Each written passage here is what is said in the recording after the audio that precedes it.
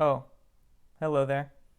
In this video, I'm going to discuss how anti-SJWs, or people who are generally opposed to social justice activists, often get into verbal disputes in response to accusations of racism, sexism, transphobia, etc. Now, I think this matters because one of the main motivations behind the anti-SJW outlook is the idea that SJWs, or social justice warriors, throw around these accusations too liberally. So if anti-SJWs are often getting into verbal disputes and misunderstanding the accusations thrown at them, then becoming aware of this might undermine the main motivation for being an anti-SJW in the first place.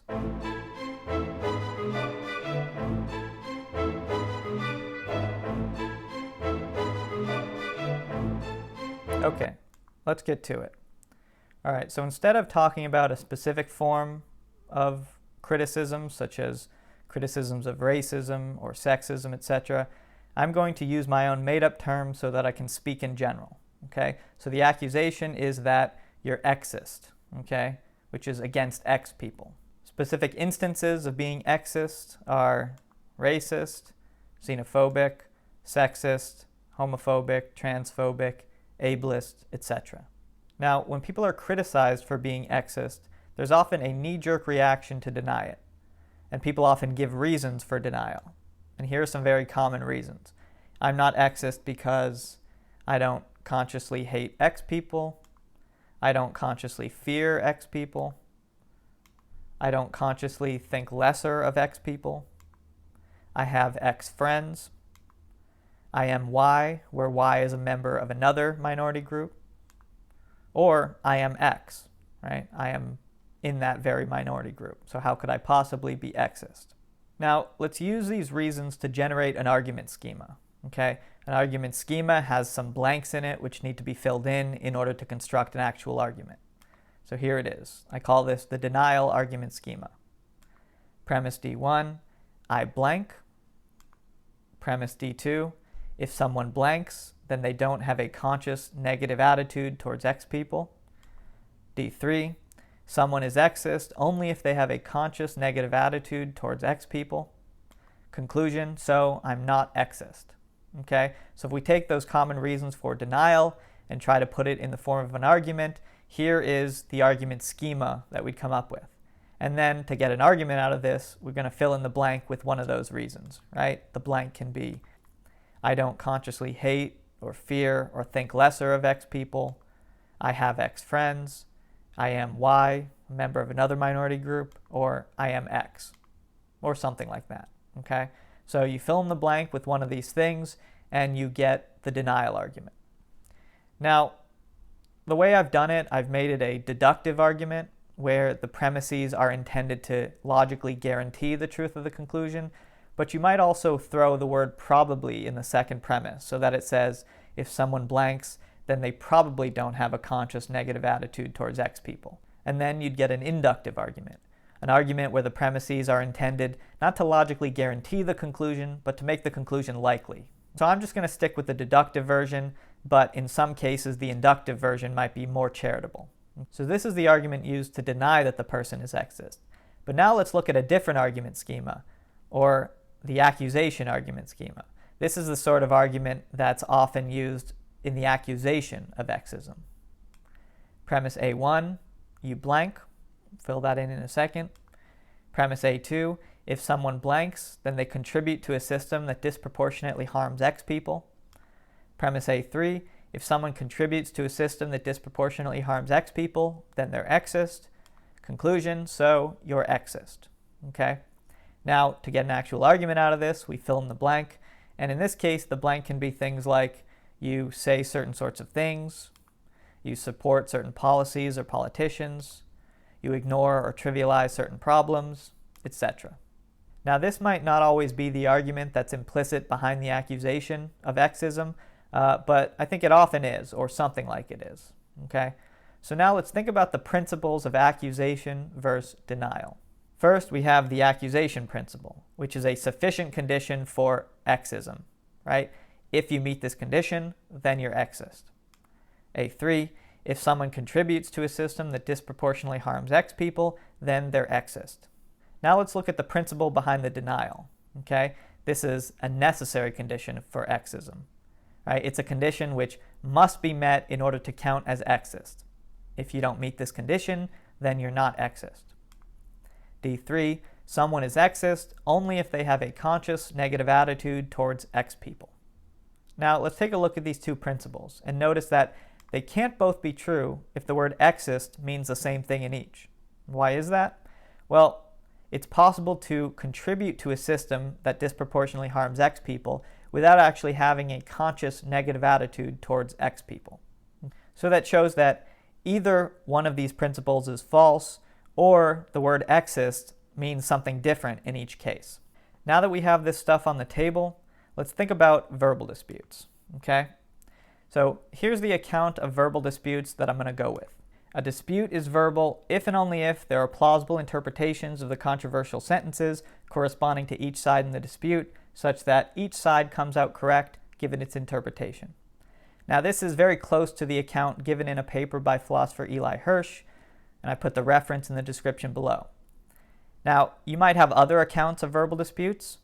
It is possible to get into a verbal dispute over what counts as a verbal dispute. God, I love philosophy. But this is the account that we're going to be using here. Okay? So, what do we mean by a plausible interpretation?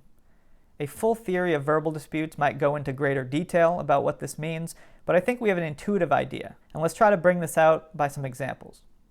Okay? Here's an example of an intuitively verbal dispute.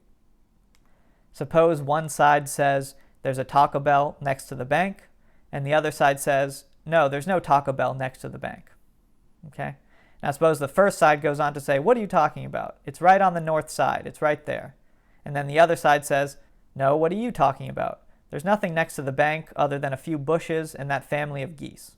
At this point, you might start to suspect that this is a verbal dispute due to the ambiguity of the word bank. Right? The word bank can mean something like financial institution building, or it can mean riverbank. All right? So it seems like one of the sides is saying that there's a Taco Bell next to the financial institution building, and the other side is saying there's no Taco Bell next to the riverbank. And both of these claims can be true. If this is what's going on, then these two sides might agree on all the facts about what fast food establishments are next to what. The disagreement is only due to language. Okay, let's look at another example. This comes from philosopher Bennett, referenced in the description below. Suppose that there's an alcoholic drink in a V-shaped glass sitting on the table, but the drink is not made of gin and dry vermouth. It's something else. Okay? A sorority girl says there's a martini on the table, and a purist says, no, there's no martini on the table. Intuitively, this seems like a verbal dispute. On one interpretation of the word martini, all that's intended is any alcoholic drink in a V-shaped glass. That's the way the sorority girl intends to use it. Whereas the purist is intending to use it in a more specific sense, namely a specific sort of drink made of gin and dry vermouth.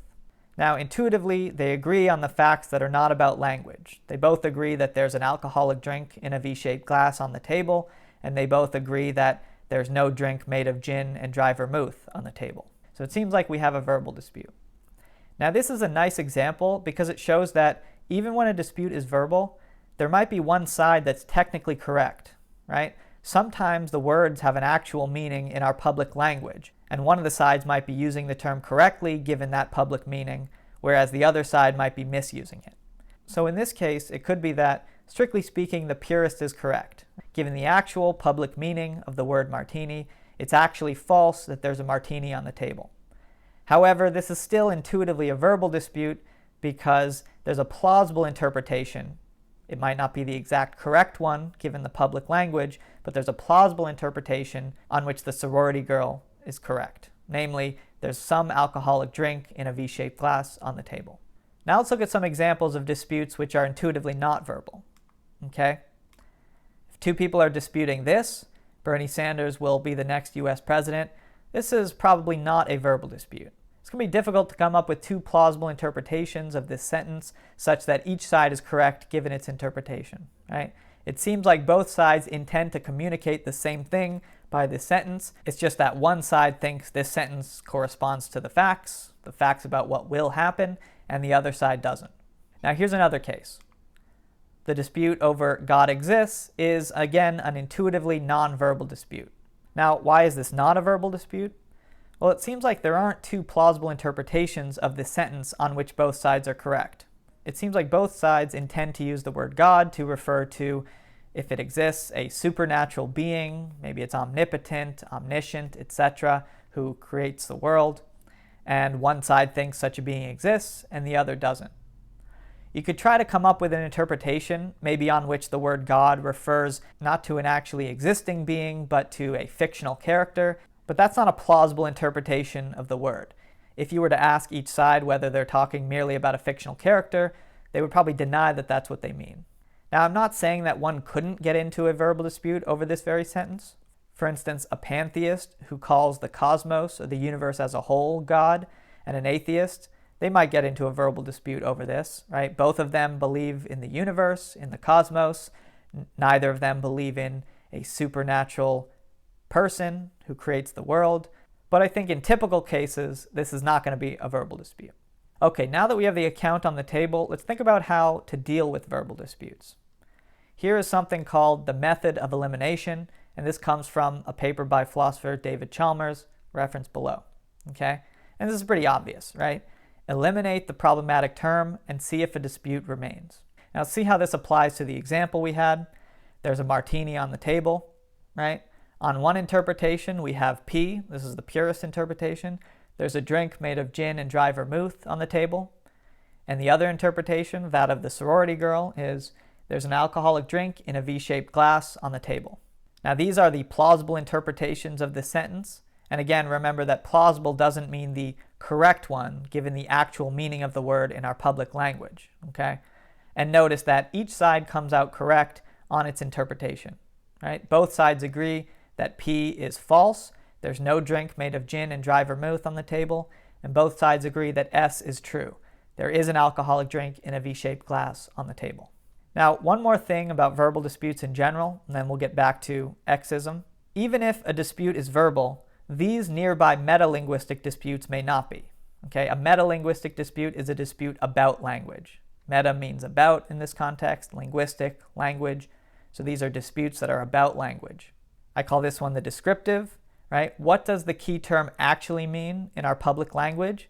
So for instance, in response to the martini dispute, you could have this metalinguistic dispute, and maybe it's plausible that the purist is going to win this one.